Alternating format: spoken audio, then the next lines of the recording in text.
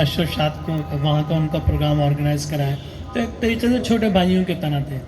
यहाँ arts council से मैं 2000 एक दफ़ा मैंने सुना कि उन्होंने कुछ मेरी नज़में कहीं पढ़ी होंगी फंक्शन में, तो मैंने उनसे कहा जी भाई वो कहने हाँ बहुत अच्छी थी नज़में मैंने पढ़ी।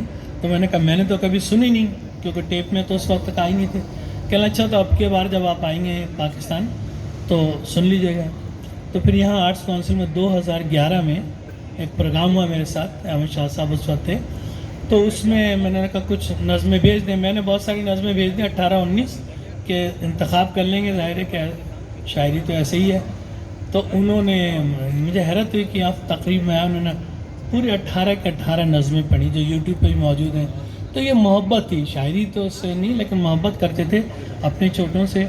और यहाँ पर भी मुताले का ये आलम था कि मैं अपनी आखिरी किताब मैंने यहाँ शाये हुई, जब भी आते थे एक 1-to-1 उनसे डिनर पर या लंच में मुलाकात होती थी, घंटों बातें करते थे, मोहब्बत थी कि। तो मेरा मुसवदा लेकर आया हुआ था कि जिन दोनों का जिक्र हो रहा, उनकी आँखों में तकलीफ़ बहुत शदीद थी। तो उसमें मुसवदा वहीं कुर्सी पर रह गया, हम गलती से, किताब तो जा चुकी थी। 2-3 दिन बाद उनका फ़ोन आया, कह रहे भाई पक्के अच्छे किताब की तारीफ़ है उन्होंने निकाले। लेकिन मैं ये कह रहा हूँ कि उन्होंने महत्तब अच्छे से वो किताब पढ़ी, क्योंकि डॉक्टर ने 3 दिन पहले वो किया था। ये लगन थी पढ़ने की, इसी वजह से वो। और बहुत से मसाइल होते थे, पढ़ने पे बात हुई, पढ़न तब यहाँ पाकिस्तान में बहुत। मैंने कहा सियासा भी है पाकिस्तान में, हमारे ज़माने तो पढ़त होता था, ये पढ़ंत क्या हो गई। कह लें भैया जैसे कुछ दिनों बाद कहेंगे जाना है, कहेंगे जनंत हो जाएगा तो उनका स्टाइल था। इसी तरीके से वो खुदा हाफिज़ अल्लाह हाफिज़ कहने भाई बताइए। और पंजाबी थे, पंजाबी हर तरीके से थे। उनके बहुत, एक जिनको बहुत मानते थे गुरु दाऊद रहबर साहब को, वो उनके गुरु भी थे, रिश्तेदार भी थे, बहुत मानते थे। मैं नहीं समझता हूँ कि किसी को इतनी इज्जत देते थे। कहने बस उनमें उनसे एक ही इख्तलाफ है कि वो मुझसे कहते तुम पंजाबी बोला करो, और मैं जब पंजाबी बोलता हूँ तो मुझे लगता है मैं झूठ बोल रहा हूँ। तो मैं ये इख्तलाफ उनका था, तो 1-2 जुमला बोलते थे पंजाबी में, बाकी वो उर्दू में। तो ज़बान से ही बहुत मोहब्बत थी, एक लफ्ज़ का ख्याल करना, आप लोगों ने सब वाकिफ़ हैं। तो मैं उन खुशकिस्मत लोगों में से हूँ जिसे कुदरत की तरफ से ये मौका मिल गया कि उस सिचुएशन से आपको फ़ायदा, अगर आप वहाँ थे इसलिए मौका मिल गया। अमजद साहब का मुझे याद है, यहाँ पर ये जो बिल्डिंग बन गई है, पहले गुलरंग रेस्टोरेंट हुआ करता था, तो 1978 में वो आए एज ए विज़िटर। लेकिन आर्ट काउंसिल में कोई उनके से प्रोग्राम वगैरह नहीं हुआ, क्योंकि उस ज़माने में हमारी आर्ट्स काउंसिल का साल भर का टोटल लिटरेरी बजट था 2000 रुपये। तो उसमें तो फंक्शन नहीं हो सकता था, और बचा के भी रखते थे कि शायद किसी अफसरान बाला की किताब हो। तो यहाँ मुलाकात हुई। फिर उसके बाद पहली दफ़ा उनको हमने बुलाया 1984 में कनाडा। तो कनाडा अमेरिका मुख्तलिफ़ जगहों पे परवीन शाकिर हुई है। ख़ास बात मैं ये कहूँगा कि उनकी पहली नस्र की किताब उसी सफ़रनामे पर है, 1985 में शाये हुई, शहर दर शहर। तो उस तिब्का तो उनसे जो हम उम्र थे तो उनसे ज़्यादा ताल्लुक़ात थे। इन दोनों शख्सियतों का जो है वाकई जो है एक सुगवार फ़ज़ा है। लाहौर में भी था, वहाँ पे मैंने देखा, और यहाँ पर भी है। मैं ताज़ियत पेश करना चाहूँगा अज़रा को, जो मेरे फैमिली मेम्बर की तरफ से है, बहनों के तरीक़े से है, कि परवरदिगार आलम उन्हें इस सदमे को बर्दाश्त करने की ताकत अता करें। शुक्रिया। ख़ास गुज़ार हूँ लाहौर से आए हुए अपने दोस्त डॉक्टर ज़ियाउल हसन साहब से कि तशरीफ़ लाएँ। मारूफ दानिश्वर हैं, नक़ाद हैं, लम्स में पढ़ाते हैं, दीगर यूनिवर्सिटीज़ में। जनाब डॉक्टर ज़ियाउल हसन साहब।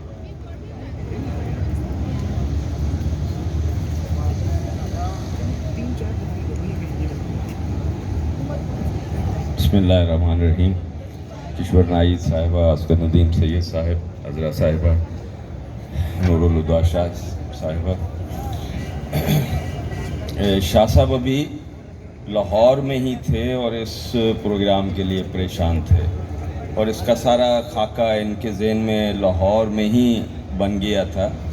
और मुझसे भी उनका रब्ता, यानी मैं अपने आप को बड़ा कम तरीन आदमी समझता हूँ, मुझसे भी इस सिलसिले में वो मुसलसल राब्ते में रहेंगे कि, और आज भी और कल भी, कि यहाँ आना है। किश्वर आपा के लिए मुसलसल परेशान थे, सैयद साहब के लिए कि कैसे गाड़ी जाएगी, कैसे आएंगे। आप देख रहे होंगे मुसलसल यहाँ चल रहे थे और पीछे कह रहे थे, सबसे पूछ रहे थे आप बात करेंगे, आप बात करेंगे। और शायद सिद्दीकी साहब कह रहे थे کہ دیکھیں لیڈر ایسا ہوتا ہے جو اتنا انرجیٹک ہوتا ہے, جو ایک ایک چیز پر نظر رکھتا ہے اور ہر شے کو خود دیکھتا ہے. ضیاء محی الدین صاحب ہماری ایک بہت بڑی تہذیبی شخصیت تھے, اور میں سمجھتا ہوں کہ کسی شاید نقاد کا بھی اتنا بڑا کنٹریبیوشن نہیں ہوگا جتنا ان کا تھا, اس لیے کہ عظیم جو شعری اور نثری متون ہیں ان کا قاری کے ساتھ تعلق جوڑنا یہی بنیادی کام تنقید کا ہے. لیکن تنقید نے یہ کام جس طرح سے کیا ہے اس سے بھی زیادہ ایفیکٹولی یہ کام ضیاء محی الدین نے کیا اور کر رہے ہیں. آپ ابھی کھولیے یوٹیوب, آپ فیس بک کھولیے, آپ کو ضیاء صاحب کی آواز میں اردو کے عظیم شعری متون مل جائیں گے اور ملتے رہیں گے. یعنی ان کا فیض ان کے جسمانی طور پر دنیا سے چلے جانے کے ساتھ ختم نہیں ہو گیا, بلکہ وہ فیض جاری و ساری ہے اور جاری و ساری رہے گا. تو مجھے یاد ہے میں پڑھاتا ہوں اور مجھے اس بات کا بہت شدت سے احساس ہے کہ طالب علم ہمارے آج کے زمانے میں شعری متون سے یا ادبی متون سے دور ہو گئے ہیں. ان کا شکریہ ڈاکٹر ضیاء الحسن. میں وسعت اللہ خان صاحب سے درخواست گزار ہوں کہ تشریف لائیں. وسعت اللہ خان صاحب معروف صحافی, دانشور, جناب وسعت اللہ خان صاحب. آپ بھی ضیاء صاحب کے اسٹوڈنٹ رہے ہیں, 3 سال وہاں آپ نے ضیاء صاحب کے ساتھ تعلیم حاصل کی. جناب وسعت اللہ خان صاحب.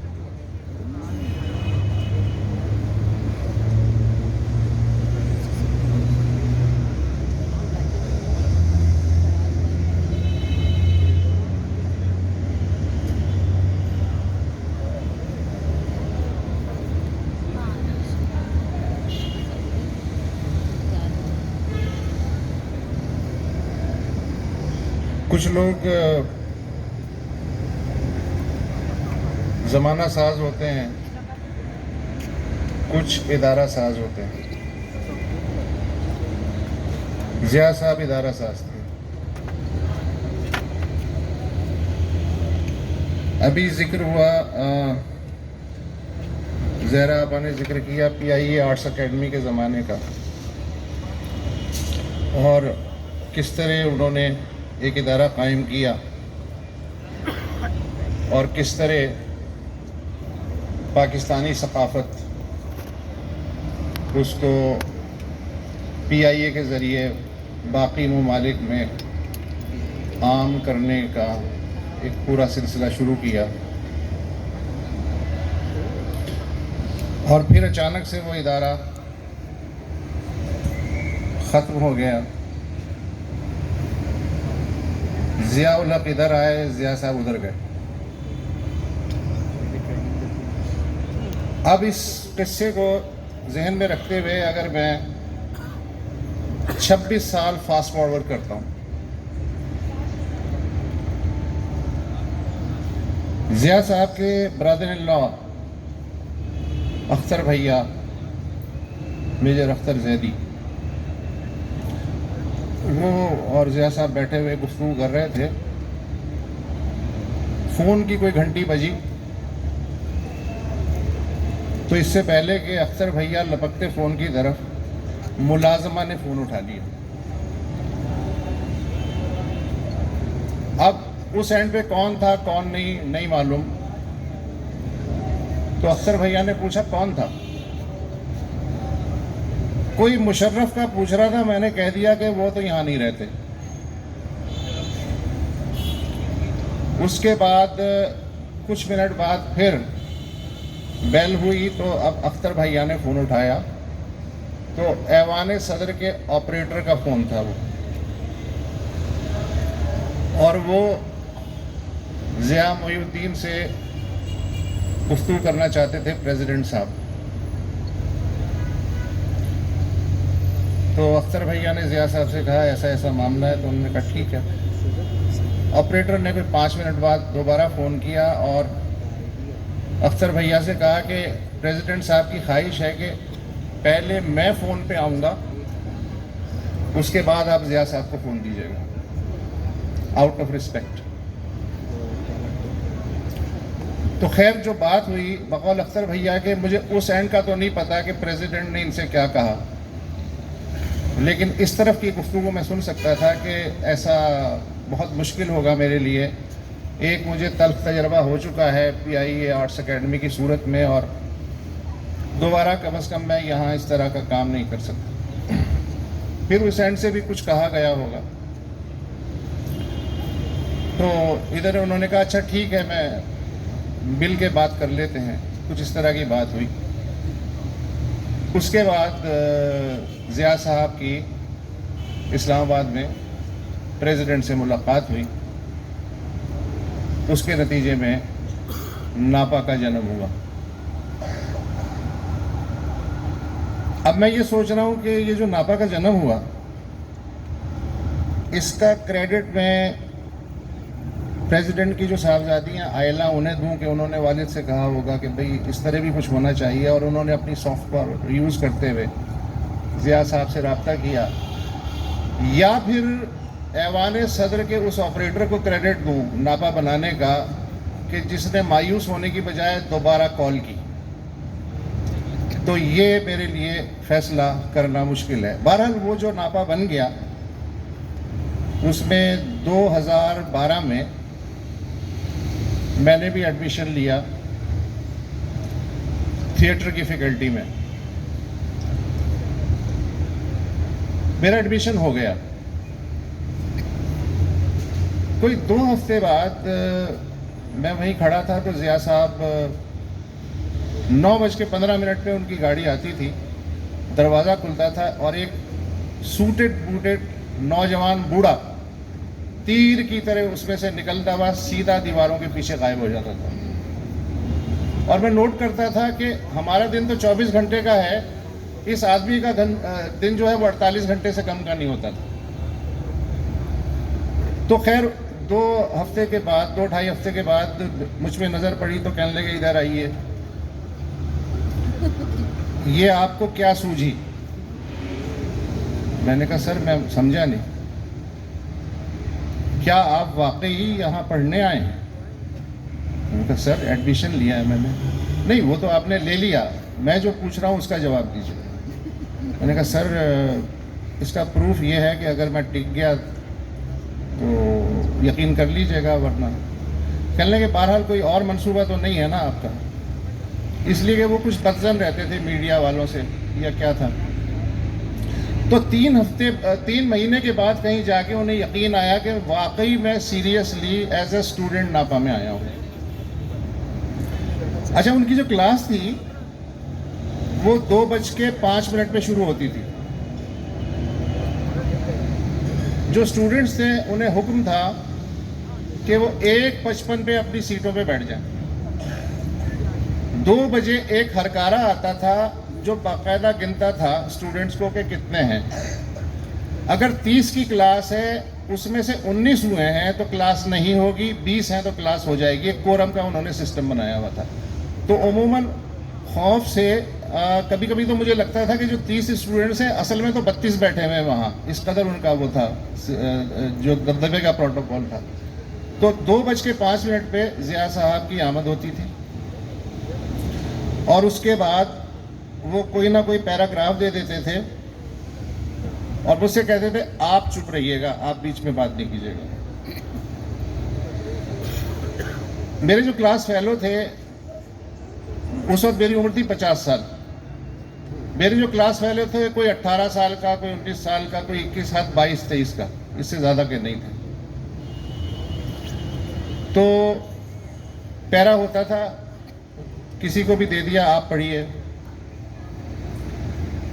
اب وہ اس وقت پتہ چلتا تھا کہ ٹیچر کیا ہوتا ہے، میتھڈ کیا ہوتا ہے، ٹیچر کی ڈانٹ کا مطلب کیا ہوتا ہے، اور اس میں سکھانے کے کتنے ہزار پہلو چھپے ہوئے ہوتے ہیں۔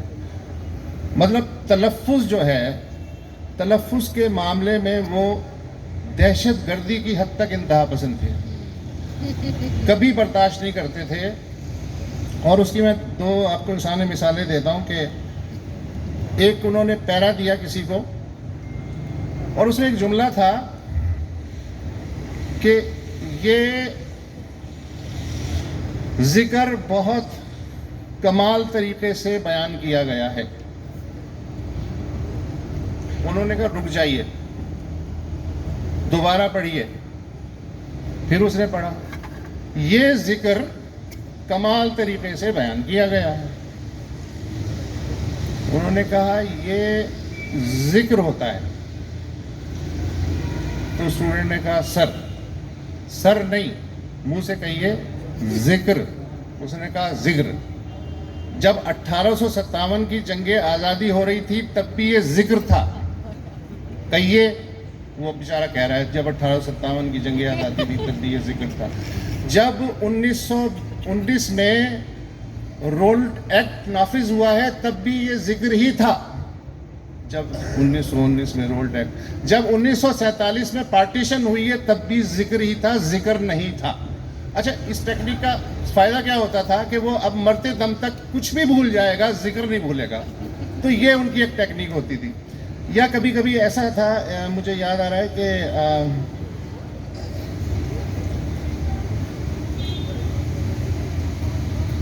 کوئی اسی طرح کا کوئی لفظ تھا شکر, تو وہ شکر غلط العام جو ہوتا ہے شکر پڑھا.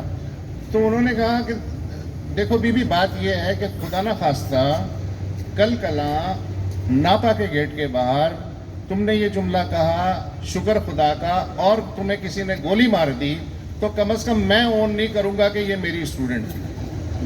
تو اس طرح وہ چیزیں جو ہیں وہ ذہن نشین کرواتے تھے. اور مجھے یہ اندازہ ہوا کہ میں بڑا فن خان ترم خان, میرا خیال تھا میں بہت اچھی اردو جانتا ہوں, لیکن اس کلاس میں 3 سال گزار کے مجھے ایک چیز سمجھ میں آئی کہ بھائی تو جب سے ہوش سنبھالا ہے, اگر اس کی کاؤنٹنگ کی جائے 45 سال سے تو 50% غلط اردو بول رہا ہے, غلط تلفظ کے ساتھ. تو یہ جو جہالت آشکار ہوئی یہ ضیاء صاحب کے بغیر ممکن نہیں تھی, اور میں اس پہ ان کا جتنا بھی شکر ادا کروں کم ہے. وہ جو میں نے عرض کیا کہ ان صاحب کا دن 48 گھنٹے کا ہوتا تھا, فائنل ایئر کا جو آخری پرفارمنس ہوتا تھا اس کی ڈائریکشن ضیاء صاحب کو کرواتے تھے. اور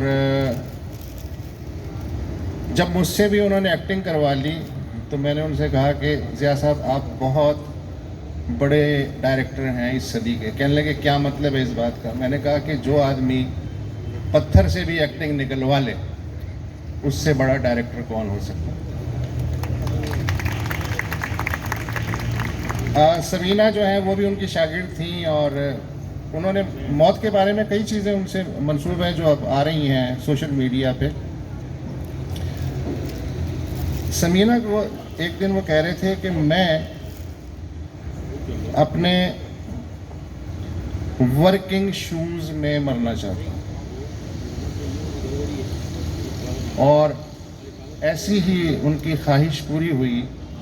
غالباً 3 دن وہ ہاسپٹلائز رہے ہیں if I'm not wrong. 2 دن ہاسپٹلائز رہے ہیں, اور میں نے سنا ہے کہ اس میں بھی وہ کئی دفعہ پوچھتے تھے کہ میری جو کلاس ہے وہ کون لے رہا ہے یا اس کا کیا ہو رہا ہے. اور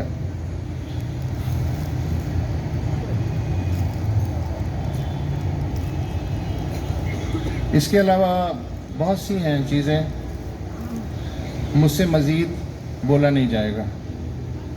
تھینک یو سو مچ.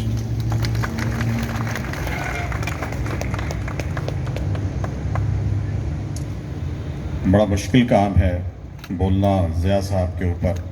میں حمید شاہد صاحب ہمارے دوست ہیں, اسلام آباد سے تشریف لائے ہیں, معروف دانشور ادیب صاحب. جی بس میں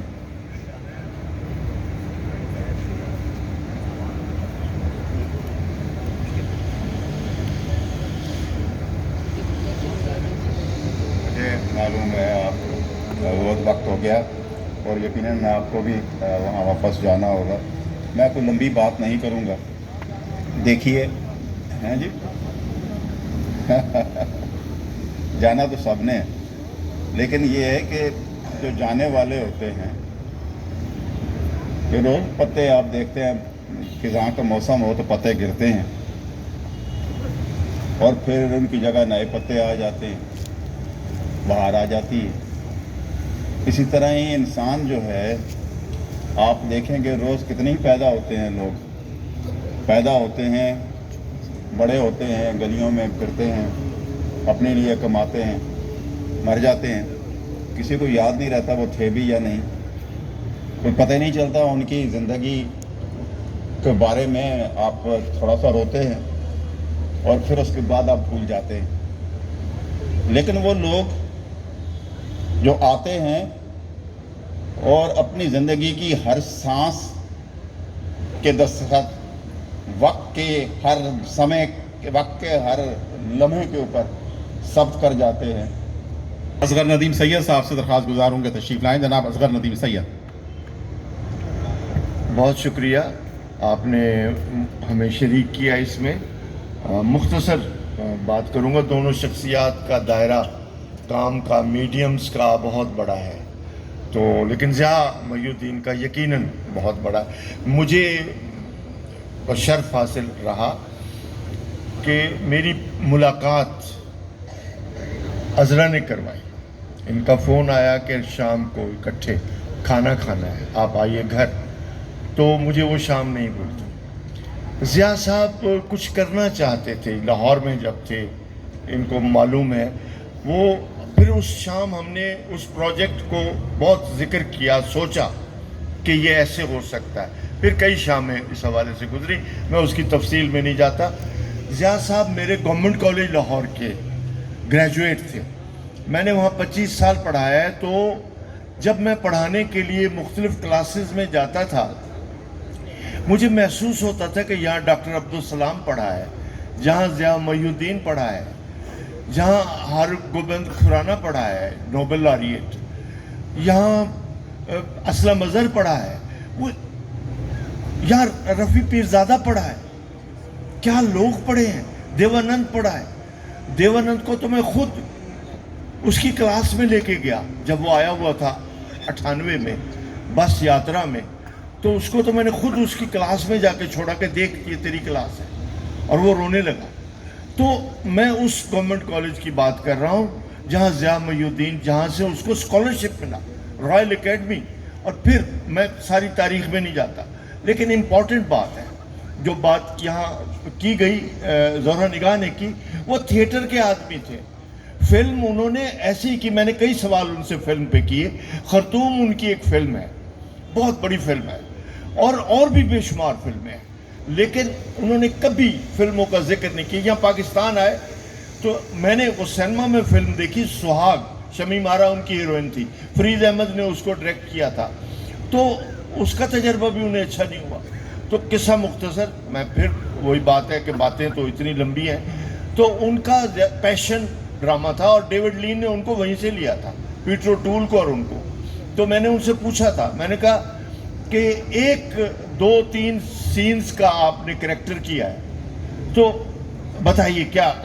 कहने लगा कि मैंने ये इसलिए एक्सेप्ट किया कि मेरे कत्ल से कहानी शुरू होती है, कि मेरा कत्ल उमर शरीफ कर रहा है, बहुत बड़ा एक्टर, और वो कन्फ्लिक्ट जो फिल्म का है, वो जब तक मुझे गोली ना लगे वो कन्फ्लिक्ट ओपन नहीं हो सकता। तो ये सिग्निफिकेंस थी उस फिल्म की कि ज़िया मोइनुद्दीन से फिल्म शुरू हो रही है। बहरहाल, तो ये बहुत सारे बातें हैं, बहुत सारी चीज़ें हैं। नापा का जिक्र हुआ, वाकई बहुत बड़ा काम है, और उसको सस्टेन करना, यहाँ इदारे बनते हैं टूटते हैं, सस्टेन करना बहुत बड़ा था। उसको सस्टेन किया और अच्छे हाथों में छोड़ गए हैं। इंशाअल्लाह वो ठीक चलेगा, और उसके जो फारिग तहसील है वो पूरे पाकिस्तान में काम कर रहे हैं। तो अमजद साहब का ये है कि 50 साल उनके साथ गुजरे, तो वो तो मैं यूँ नहीं बता सकता। बस इतना है कि वो जिस महफिल में बैठ जाते थे वो उनकी होती थी। और मुझे याद है कि अक्सर हम बाहर हमने सफ़र बहुत किए, ایک شام مجھے یاد ہے بامبے میں امجد نے کہا کہ گلزار صاحب نے ہمیں دونوں کو بلایا ہے، اور جاوید صدیقی کے ہاں جو ابھی آئے ہوئے بھی تھے شام ہے، تو وہ پھر گلزار صاحب کے ہاں گئے اور پھر ہم نے سب سے ملے، اور وہ ہر دل عزیز تھے اس لیے ہر جگہ ان کو چاہا جاتا تھا. تو اس طرح سے امجد صاحب، ہم 6 گھنٹے ایئرپورٹس پہ ہمیں رکنا پڑتا تھا اگلی فلائٹ کے لیے، تو وہ 6-8 گھنٹے کا ٹرانزٹ جو تھا وہ امجد کے ہوتے شاندار گزرتا تھا. وہ بولتا رہتا تھا، وہ لطیفہ شعر واقعہ شعر، وہ اتنی چیزیں ہیں کہ وہ میں نہیں بیان کر سکتا. بہرحال اتنا ہے کہ ان کو، کشور کو پتہ ہے کہ انہوں نے اپنے ایک انٹرویو میں کہا میں ایک رات میں ٹی وی کا رائٹر بن گیا تھا. اتفاق ہے. اس کو 4 سال لگے اندر داخل ہونے. اس وقت کا ٹیلی ویژن یہ تھا. خود ان کا انٹرویو ہے، یوٹیوب پہ بھی پڑا ہے، جس میں انہوں نے کہا ہے کہ مجھے 4 سال لگے وارث تک پہنچنے کے لیے، اور واقعی لگے. اس دوران انہوں نے محمد خالد اختر کی ایک سیریز کی، چچا عبد الباقی، وہ کچھ خاص نہیں تھی، اور کچھ کام کیے، بہت کرتے رہے، بالآخر وارث پہ آ کے ٹکے. اور وارث بھی شروع میں فلاپ گیا، 25 منٹ کا تھا، 8 قسطیں فلاپ گئیں. جب فلاپ گئیں تو غضنفر علی نے چھوڑ دیا، نصرت ٹھاکر نے ٹیک اپ کیا، اللہ نے اس کو عزت دینی تھی، وارث اس دن سے ٹیک اپ کر گیا. بہرحال تو امجد کی باتیں آپ کو معلوم ہی ہیں، کیونکہ وہ کوئی چھپی ہوئی نہیں ہے. تو 2 بڑے لوگ. بہت شکریہ. عدی نور الہدا شاہ سے درخواست گزار ہوں کہ تشریف لائیں. گورننگ باڈی کے رکن ہیں، آرٹس کونسل کی جوائنٹ سیکرٹری ہیں محترمہ نور الہدا شاہ.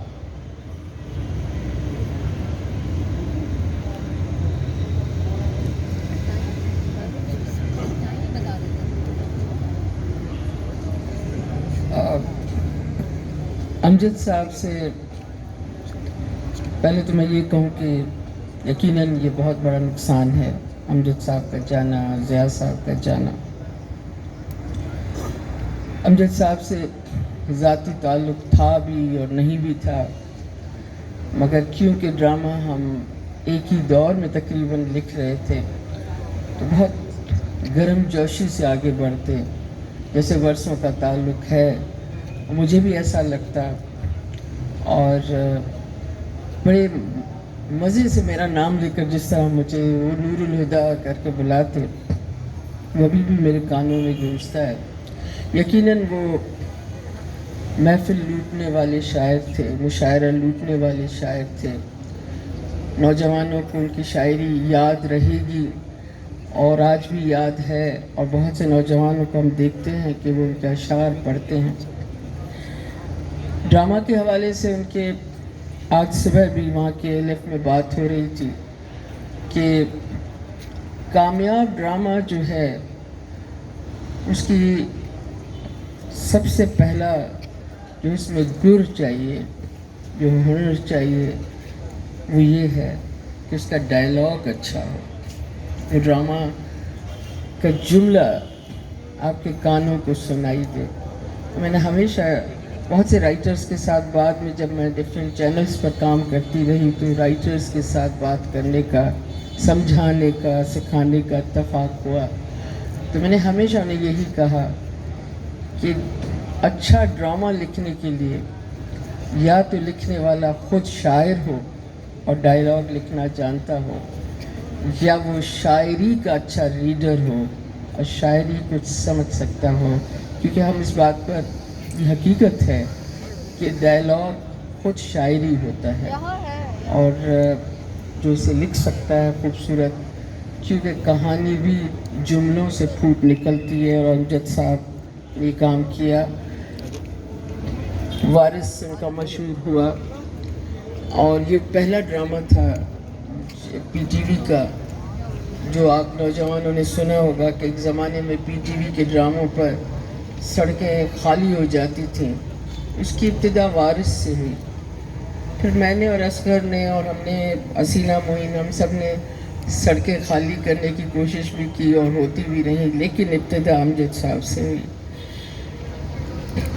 ضیاء صاحب کے حوالے سے بہت بات ہوئی یہاں پر، مختصر بات میں کروں گی وہ یہ کہ دیکھیے بہت کم لوگ دنیا میں ایسے آتے ہیں جو ایک دور بناتے ہیں، ایک زمانے کو ڈیزائن کرتے ہیں اور آپ کے سامنے رکھتے ہیں۔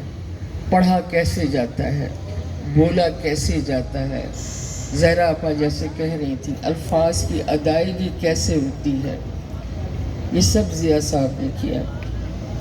تھیٹر کوئی آسان کام نہیں ہے، ٹیلی ویژن ڈرامہ فلم آپ کو بار بار موقع دیتا ہے کہ آپ اپنی غلطی کو ٹھیک کریں۔ تھیٹر میں انہوں نے جو کام کیا، ضیاء صاحب کی نہ ان کو تعریف کی ضرورت ہے اور نہ ہی میں سمجھتی ہوں کہ ان کے کام کوئی زوال ہے، وہ اپنے کام کے ساتھ ہمیشہ موجود رہیں گے۔ دو باتیں خاص میں یہ کہوں گی کہ آپ نے جیسے ابھی زہرا سے سنا اور اس کے بعد بھی سنا کہ پی آئی اے کی آرٹ اکیڈمی سے انہوں نے جتنا بڑا کام کیا، اور زہرا بڑے فخر سے بتا رہی تھی کہ ہمارا آرٹ، ہمارے فنکار یہاں سے باہر گئے اور انہوں نے اپنے فن کا مظاہرہ کیا اور اپنے سرخرو ہوئے، فخریہ اپنا کام پیش کیا۔ یہ ضرور سوچئے گا، میں زہرا آپا کی بات کو مکمل کرتے ہوئے آپ لوگوں سے یہ کہوں گی کہ ضرور سوچئے گا کہ اس ملک میں دو ضیاء آئے، ایک وہ ضیاء جس نے یہ سب کیا جس کا آج ہم فخریہ یہاں ذکر کر رہے ہیں، ایک وہ ضیاء جس نے یہ سب کچھ دفن کر دیا، آپ کا آرٹ، آپ کے اظہار، آپ کا تمام فن دفن کر دیا، اور آج آپ محدود سے محدود تر دائروں میں اس ملک کا فن اور فنکار بند ہوتا چلا جا رہا ہے۔ اپنے اندر ضیاء صاحب جیسے ضیاء پیدا کیجیے گا نوجوانوں، اور اپنے اندر سے ضیاء الحق جیسے ضیاء اٹھا کر باہر پھینکیے گا اگر آپ کو سروائیو کرنا ہے۔ عذرا یہاں بیٹھی ہیں، میں سوچ رہی تھی، میں اپنی بات ختم کروں گی، اس عمر تک جتنی عمر ضیاء صاحب نے پائی، مکمل اپنی ذات میں، اپنے ذہن میں، اپنی سوچ میں مکمل ہو کر انسان دنیا میں تبھی چل سکتا ہے جب اسے اپنے گھر میں سکون میسر ہو، اور یہ سکون میں سمجھتی ہوں کہ اس کا کریڈٹ عذرا کو جاتا ہے۔ میں عذرا کو، یہ ہم یہاں مل بیٹھے ہیں تعزیت کے لیے، لیکن میں عذرا کو مبارکباد دوں گی کہ عذرا نے اپنے دور کا اتنا بڑا فنکار، اتنا بڑا انسان، اتنی بڑی شخصیت کو اپنے گھر کے سکون کے دائرے میں انہیں ساتھ رکھا، ان کے ساتھ رہی، جس کی وجہ سے یہ سب میں سمجھتی ہوں ممکن ہوا۔ میں عذرا کو اتنے اس ساتھ کے لیے جو ان کا ضیاء صاحب کے ساتھ رہا، اس کے لیے میں تو بہت مبارکباد دوں گی۔ بہت شکریہ۔ ادی ایک ظلمت کا نام ضیاء تھا کہ جس تاریکی کا نام ہم نے ضیاء رکھا ہوا تھا، ایک روشنی کا نام ضیاء تھا کہ روشنی ہے اور ضیاء محی الدین کی روشنی ہے۔ میں کشور ناہید سے درخواست گزار ہوں کہ آپ تشریف لائیں اور چند کلمات ارشاد فرمائیں۔ محترمہ کشور ناہید صاحبہ۔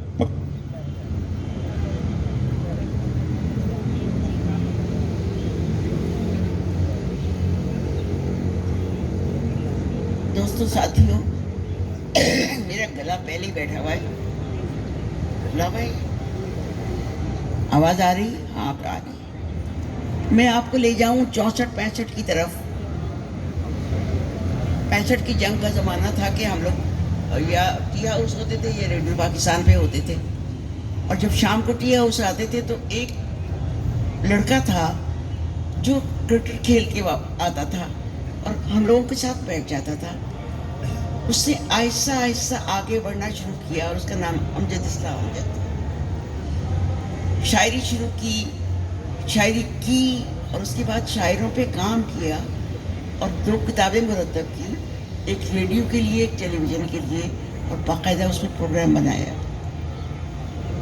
अमजद ने प्ले लिखने, जैसे असगर ने कहा, बहुत बाद में शुरू किए। शुरू में 2-3 प्ले लिखे, चले नहीं थे, लेकिन वारिस के हवाले से ये था कि 11 एक्टर्स थे उसमें जिनको कोई इनाम मिला था उस प्ले में काम करने का।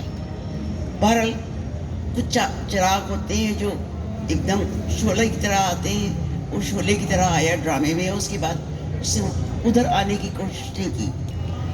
अमजद को शुरू से एक और शौक था, वो था लतीफ़े गोई का। कहीं बैठ जाता था, इतने लतीफ़े याद थे उसे, इतने लतीफ़े याद थे कि हम कहते थे। लेकिन एक और बात भी थी, पुराने शायरों का कलाम, मीर है, मुसफ़ी है, कभी मुझे भूल जाता तो मैं किससे बात करती थी? अमजद से बात करती थी, और मुझे याद करा देता था कि ये शेर है क्या। ज़िया भाई का ये है कि ज़िया भाई की मेरी कई दफ़ा लड़ाई हुई। किस बात पे लड़ाई हुई? तलफ़्फ़ुज़ पे। मसलन एक दफ़ा उन्होंने कहा कबाड़, तो मैंने कहा ज़िया भाई कबाड़ नहीं होता, किवाड़ होता है। कहने लगे मैं तुम्हें डिक्शनरी से बताऊँ? मैंने कहा नहीं, डिक्शनरी की ज़रूरत नहीं होती। इंसान की गुफ्तार जो है, गुफ्तगू जो है, वो तलफ़्फ़ुज़ है। जैसे तो वैसे तो मैं, उन्होंने मिसाल मैंने दी, मैंने कहा एहसान दानिश साहब जब मैं कोई लफ्ज़ शिकवा कहती थी तो वो कहते थे गलत बोल रही हूँ, शकवा है, शकवा है। मैंने कहा अच्छा आपके लिहाज से शकवा होगा, मुझे तो शिकवा ही होता है। तो उसी लिहाज से मैंने ज़िया भाई को कहा, मैंने कहा कबाड़ आपके लिहाज से ठीक होगा, मैं तो किवाड़ हूँ। खैर, फिर मैंने एक दिन उनसे कहा, बहुत कम खुलते थे, बहुत कम बात करते थे, तो मैंने उनसे कहा कि आप मेल शायर और राइटर्स वगैरह सबकी बातें करते हैं, पुराने अदब में भी औरतें थीं और इस ज़माने में भी औरतें हैं, उनके बारे में, उनकी तहरीरों को आपने अलकत किया हुआ है, क्या वजह है? कि नहीं, अलकत तो नहीं किया, मैंने परवीन शाकिर का एक ख़त पढ़ दिया था। मैंने कहा वो ख़त था, शायरी तो नहीं थी। तो इस तरह की चोटें हमारी आहिस्ता आहिस्ता कभी कभी हो जाती थी। ज़्यादा खुलने की ना वो इजाज़त देते थे, ना हमें ज़रूरत थी कि उनसे लिबर्टी लेने की। हमें अपने सीनियर्स का एहतराम करना आता रहा है और आता रहेगा। बहुत शुक्रिया। प्रोग्राम को हम इख्तिताम की तरफ लेके चल रहे हैं। जावेद सिद्दीकी साहब पिछले दिनों इंडिया से तशरीफ़ लाए, मारूफ फिल्म डायरेक्टर और फिल्म राइटर, और आपका एक पैगाम है कि जो हम 1-2 मिनट के लिए सिर्फ आपको सुना रहे हैं। जावेद सिद्दीकी साहब का पैगाम है, उसके बाद हम इसको प्रोग्राम को आगे की तरफ लेके चलेंगे। जनाब जावेद सिद्दीकी साहब, जो बेटा। आज दुनिया के करोड़ों उर्दू वालों की तरह मैं भी सुगवार हूँ कि हमने अपने 2 बहुत कीमती लोग खो दिए हैं, बहुत ही कीमती, नायाब और नादिर। मेरे दोस्त अमजद इस्लाम अमजद अजीज़ दोस्तों में से थे।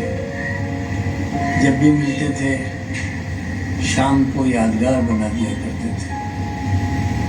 उनकी सबसे बड़ी खूबी ये थी कि वो सही वक्त पर सही जुमला चुस्त करने का फ़न जानते थे और महफिल लालाजार हो जाया करती थी। खुदा करे कि वो जहाँ कहीं भी हों, मुस्कुरा रहे हों और लतीफ़े सुना रहे हों। आप मग़फ़िरत करें उनकी।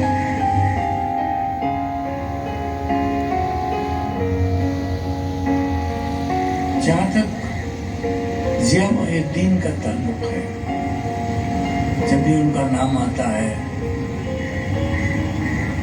एक अजीब कैफियत हो जाती है। ऐसा लगता है जैसे कोई बहुत बड़ी चीज़, बहुत अहम चीज़, ज़िंदगी का एक अहम हिस्सा मुझसे छिन गया है। अभी पिछले महीने में उनके साथ बातें होती थी, बहुत खूबसूरत बातें। मेरा उनका ईमेल का ताल्लुक़ बहुत ज़माने से था। बड़े प्यारे प्यारे ख़त लिखा करते थे। बहुत अच्छी अच्छी बातें समझाया और बताया करते थे। उनकी तारीफ में मैं जितना भी कहूँ और जितना भी लिखूँ कम है। उनका सबसे बड़ा एहसान जो है वो ये है कि उन्होंने किताबों को उन लोगों तक पहुंचा दिया जो किताबों तक नहीं पहुंच सकते थे। जब भी मैं उनका उनको याद करता हूँ, उनका जिक्र आता है, एक शेर भी याद आता है, जाने वाले गए भी मगर देर तक उनकी आवाज़ कानों में आती रही। ज़िया मुहिउद्दीन की आवाज़ भी एक ऐसी आवाज़ है जो हमेशा कानों में आती रहेगी। ये आवाज़ हमेशा गूंजती रहेगी और उस वक्त तक लोग इसे सुनते रहेंगे जब तक सुनने वाले बाकी हैं। खुदा उनकी मग़फ़िरत करे। और इसके सिवा मैं क्या कह सकता हूँ, सिवाय इसके कि चंद आंसू उनकी याद में और कुछ यादगारें बस यही सरमाया है जो हमारे लिए छोड़ के गए हैं। वैसे ऐसे लोग मरते नहीं हैं, वो जिंदा होते हैं लोगों के दिलों में, किताबों के सफ़ों पर और यूट्यूब के प्रोग्रामों में। जावेद सिद्दीकी साहब इंडिया से थे। Doctor Huma Mir, member governing body arts council of Pakistan Karachi से दरख्वास्त गुजार हूँ कि तशरीफ़ लाएँ। डॉक्टर हुमा मीर। मारूफ सहाफ़ी मज़हर अब्बास साहब हमारे दरमियान मौजूद हैं। मैं आपसे दरख्वास्त गुजार हूँ कि तशरीफ़ लाएँ और चंद कलमात इरशाद फरमाएँ। जनाब मज़हर अब्बास साहब।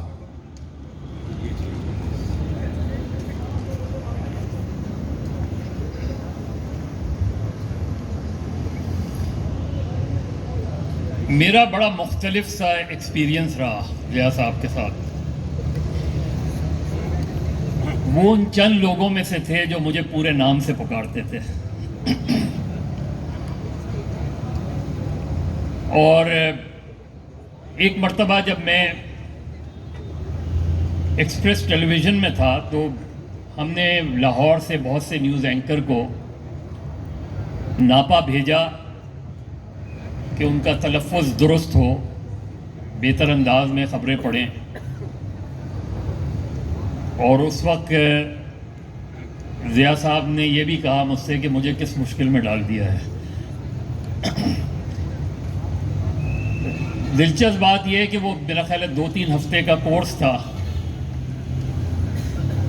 उसके बाद वो सारे न्यूज़ एंकर ज़ाहिर है वापस लाहौर वापस आ गए। कुछ ने बहुत कुछ सीखा और उन्होंने जाके अपना तजुर्बा बताया भी, लेकिन उन्हें मुश्किल ये पेश आई कि जब वो न्यूज़ पढ़ते थे या पढ़ती थी तो जो पीसीआर में बैठे हुए लोग होते थे वो बोलते थे ये आप किस किस्म की उर्दू बोल रही हैं और आप वैसे ही बोलें जैसे पहले बोला करती थी। तो मैंने ज़िया साहब से कहा ज़िया साहब कुछ नहीं हो सकता। एक मरतबा उन्होंने बुला के, ज़ाहिर है जिस तरह वसत कह रहा था कि ज़िया साहब के साथ बैठते हुए डर ये लगता था कि आपको अपनी जहालत का एहसास होने लगेगा। तो कहने लगे मुझे बताओ कि आज के टेलीविज़न को मैं बहुत ज़्यादा नहीं देखता कि क्या हो रहा है वो हो रहा है। तो चूँकि अमजद इस्लाम अमजद साहब का भी रेफरेंस है तो मैंने कहा कि आज का टेलीविज़न बिल्कुल वारिस जैसा है। उसी तरह के एंकर्स बोलते हैं जिस तरह चौधरी हशमत बोला करते थे। लेकिन जिस वाक़े का एक वसत ने जिक्र किया, मैं सिर्फ ज़िया साहब की डेथ के अगले दिन, जिस दिन सदर मुमलिकत को आना था ताज़ियत के लिए, तो उस दिन जो कुछ हुआ तो मैं ये सोच रहा था कि ज़िया साहब अपने कमरे में बैठे क्या सोच रहे होंगे, क्योंकि ज़िया साहब को वक्त का बहुत, हम सबको पता है जो ज़िया साहब को जानते हैं कि वो वक्त के कितने पाबंद थे और कितने डिसिप्लिन आदमी थे। اب آپ تصور کریں کہ صدر مملکت کو آنا ہے تعزیت کے لیے، 2-2.5 گھنٹے ریہرسل ہو رہی ہے کہ صدر مملکت آئیں گے کیسے. پوچھا جا رہا ہے کہ چائے جو ہے وہ کس پانی میں بنے گی، بسکٹ کو چکھا جا رہا ہے کہ بسکٹ کون سا دیا جائے گا اور کون کس جگہ پہ بیٹھے گا. میں یہ سوچ رہا تھا کہ ضیاء صاحب یہ سوچ رہے ہوں گے کہ اگر آپ ٹیلی فون پر ہی عذرا سے معذرت تعزیت کر لیتے تو بہتر ہوتا، کیونکہ 2-3 سال پہلے آزاد کشمیر کے وزیر اعظم ضیاء صاحب کے پاس آنا چاہتے تھے اور انہیں کوئی آدھے پون گھنٹے یا گھنٹہ بھر لیٹ ہو گئے، اور جو سیکیورٹی والے ہیں، جو پروٹوکول والے ہیں، وہی سمجھے ہوں گے کہ بھائی صدر مملکت آ رہے ہیں تو صدر آزاد کشمیر آ رہے ہیں، تو ضیاء صاحب اگر ٹائم لگ گیا تو کیا فرق پڑتا ہے. تو جب آخری بار پروٹوکول آفیسر نے عذرا سے پوچھا کہ بس وزیر اعظم آ رہے ہیں، تو انہوں نے کہا اب ان سے معذرت کر لیجئے گا کیونکہ ضیاء صاحب سونے چلے گئے ہیں. تو وہ اس طرح کے شخص، اور وہ چیز ہے جو میرا خیال ہے وہ ہماری اس سوسائٹی میں سب سے زیادہ اس چیز کو اگنور کیا جاتا ہے یا اس کی پرواہ نہیں کی جاتی. بس میں آ رہا ہوں 10 منٹ میں، اور اس میں 25 منٹ بعد وہ صاحب یا صاحبہ آتی ہیں. تو ضیاء صاحب نے وہ چیز ضرور دی ہے، اور مجھے سب سے زیادہ جو موونگ سین تھا اور جو ایک حوصلہ بھی دیتا ہے آپ کو، کہ جب ضیاء صاحب ہاسپٹلائزڈ ہوئے تو ایک لائن لگ گئی ان کے اسٹوڈنٹس کی خون دینے کے لیے،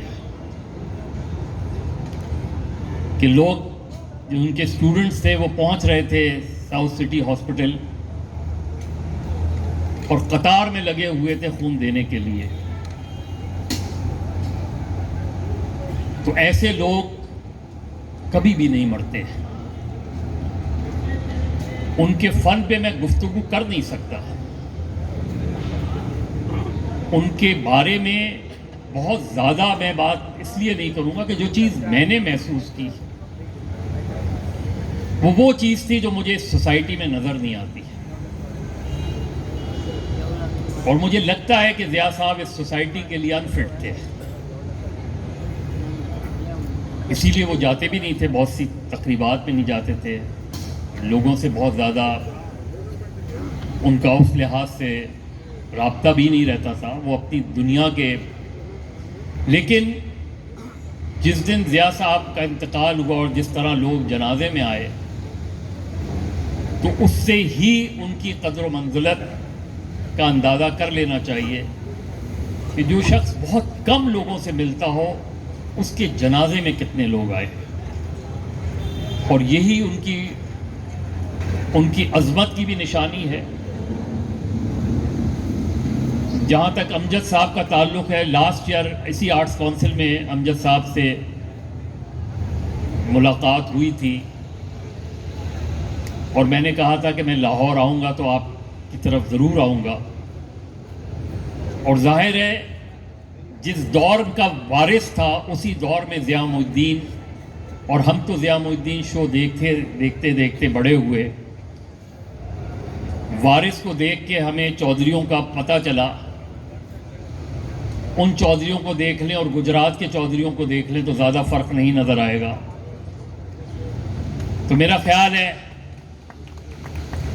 کہ ضیاء صاحب ہمیشہ نہ صرف ہمارے دلوں میں زندہ رہیں گے، لیکن مجھے پوری امید ہے، پورا یقین ہے، کیونکہ یہ ایک بڑا چیلنج ہوتا ہے کہ جو لیجنڈ ہوتا ہے وہ جب کوئی ادارہ بنا کے چلا جاتا ہے تو جو اس ادارے کو آگے چلانے والے لوگ ہوتے ہیں ان کے اوپر بہت زیادہ بوجھ آ جاتا ہے. چاہے وہ عبدالستار عیدی کو دیکھ لیں آپ، ادیب رضوی کو اللہ زندگی دے، لیکن یہ کبھی کبھی آدمی سوچتا ہے کہ جس معیار پہ وہ آپ ادارہ چھوڑ کے جاتے ہیں اس معیار کو مینٹین کرنا کتنا بڑا چیلنج ہوگا. لیکن مجھے یقین ہے کہ ناپا کے ٹیچرز، مینجمنٹ اور اسٹوڈنٹس ناپا کو بالکل اسی طرح چلائیں گے جیسے ضیاء صاحب نے چلایا. شکریہ. آخر میں ضیاء صاحب کی سب سے قریبی دوست عذرا محی الدین سے درخواست گزار ہوں کہ تشریف لائیں اور چند کلمات ارشاد فرمائیں. آپ نے ہمارے اصرار پر کچھ بولنا قبول کیا ہے، نہ تو اس قابل ہیں لیکن یہ کہ چند الفاظ. میں بس شکریہ آپ سب کا ادا کروں گی، احمد شاہ کا خاص طور سے. اور مجھے نہیں معلوم تھا کہ کچھ کہنا پڑے گا. میں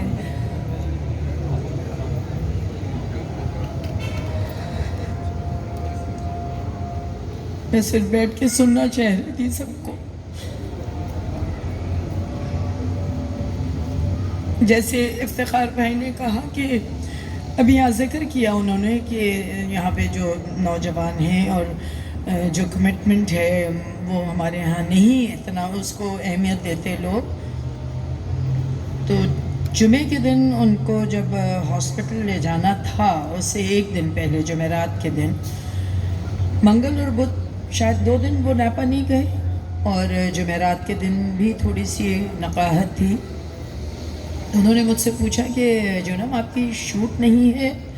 تو میں نے کہا نہیں ہے، لیکن منگل 2 دن پہلے بھی آپ کی طبیعت نہیں ٹھیک تھی تو میں اس لیے نہیں گئی، اور آج بھی. تو کہنے لگے بس دیکھیے یہ ہوتا ہے پاکستان میں، کوئی کمٹمنٹ نہیں، کوئی پروفیشنلزم. تو میں ان کی شکل دیکھ رہی ہوں، میں نے کہا میں تو آپ کی وجہ سے نہیں گئی. تو انہیں اس بات پہ بالکل انہیں یہ نہیں تھا کہ میری وجہ سے آپ نہیں گئی، آپ کا کمٹمنٹ تھا، آپ کو جانا چاہیے تھا. تو اب یہاں پہ جتنے لوگ ہیں وہ اگر وقت کی پابندی اور پروفیشنلزم اور کمٹمنٹ کا اگر اپنے خیال رکھیں تو ہم لوگ تو بہت آگے چلے جائیں. مجھے اس بات پہ 2 دن پہلے میں نے ڈانٹ کھائی ہے ان سے کہ حد ہو گئی، اور وہ دہراتے رہے اس بات کو. جو لوگ جانتے ہیں قریب سے، جنید کو پتہ ہوگا یا اکبر کو پتہ ہوگا، وہ 2-3 دفعہ انہوں نے دہرایا اس بات کو کہ وہ آپ کا کمٹمنٹ تھا. میں نے کہا نہیں، ایک چیز ہوتی ہے پلان بی، ہم اس پہ چل رہے ہیں. میں نے کہہ دیا ہے اپنے ڈائریکٹر سے کہ بھئی آپ اور پلان بی کو فالو کریں. تو بہرحال میں کیونکہ کچھ تیاری اور نہیں کر کے آئی، مجھ سے اچانک احمد شاہ نے کہا کہ نہیں تم آگے آ کے بیٹھو. میں تو سامنے بیٹھنا چاہ رہی تھی. تو آپ سب کا بہت بہت شکریہ، اور باتیں ہیں اور یادیں ہیں وہ ہم جب جب ملیں گے ان کے کرتے رہیں گے. بہت شکریہ. یقیناً ہم باتیں یادیں ساری شیئر کرتے رہیں گے. آخر میں ہم دعا کریں گے. الحمدللہ رب العالمین والعاقبۃ للمتقین والصلاۃ والسلام علی سید الانبیاء والمرسلین. اللہم اغفر لحینا ومیتنا وشاہدنا وغائبنا وصغیرنا وکبیرنا وذکرنا وانسانا. اللہم من احییتو منا واحییتو علی الاسلام ومن توفیتو منا فتوفو علی الایمان. رب کریم ہمارے ان دونوں ساتھیوں کو جو آپ کے پاس تشریف لے گئے ان کی مغفرت فرما دیجئے، ان کی قبر کو نور سے بھر دیجئے، قبر کو تحت نظر کشادہ کر دیجئے، قبر کو جنت کے باغوں میں سے ایک باغ بنا دیجئے. صلی اللہ تعالی علی خیر خلقہ محمد وآلہ واصحابہ اجمعین برحمتک یا ارحم الراحمین.